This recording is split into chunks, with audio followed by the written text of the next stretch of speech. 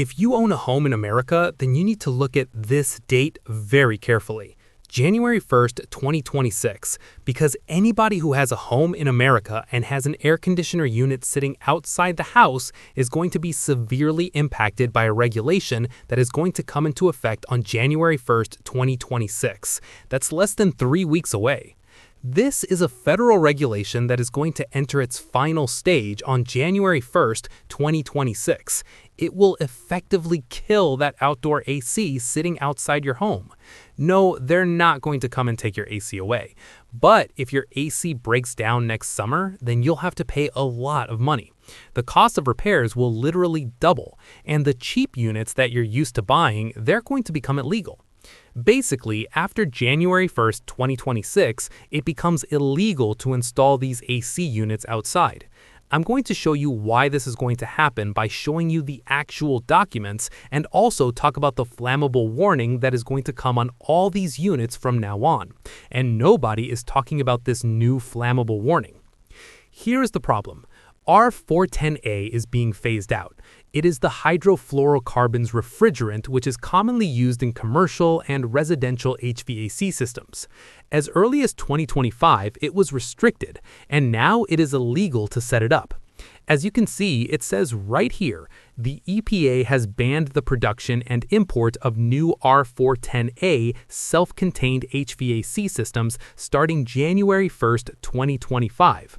This is the new regulation that is coming. It's going to severely impact your home after 3 weeks.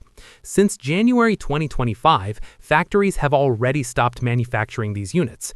Production of the old R410A units has stopped. Now, the EPA is tightening the reins on installation. Now, installation has become illegal. Well, you may say that you have heard about a proposed rollback by the government, but don't be fooled. Whether the government grants a small extension or not, the supply of these machines is done for and gone. We are only left with the literal leftover R410A machines. And come January, they're going to cost way more, because they're going to be the last non-flammable units that are left. As an American homeowner, you should be concerned and aware. The industry is now moving to R454B. This is the new refrigerant that the government is mandating. This is R454B, and it says it's flammable. This doesn't actually pose a danger to your home at all. It's only a warning on the label. However, the costs are going to go up now. Why? Your local technician now needs spark-free vacuum pumps and new leak detectors and also specialized training. This is so that they are able to handle flammable gas. And for all these new tools and the new training, who is going to pay for it? It's going to be you. So since the job has gotten more dangerous and technical, labor rates are going to go sky high. Now, you can just say that we will keep repairing our old unit, but that's not going to work. You say, I'll just keep adding Freon to it, but that's not how it's going to work. Let me explain. A previous refrigerant that was used in these units was R22. Then the government banned it in 2010. Now look at what happened to the price right after that. It went from $10 a pound to $100 and more. When the government phased it out, it used to cost around $150 for a simple recharge of R22. Then it went up to $600, $800, and even $1,000 just to put gas into a leaking system. Not even a full recharge. Right now, we are over here with R410A. The price is going to go straight up. So your idea of just repairing it and putting R410A again and again is not going to work. By 2027, you might be paying $200 a pound. You don't want to do that. This is a bad idea financially. And here's the second secret regarding the rollback. That is the mismatched coil.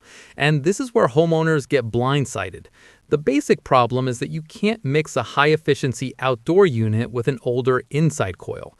They are not compatible. And let me tell you, if you try to use this high-efficiency outdoor unit with your older coil, it will fail and also void your warranty too.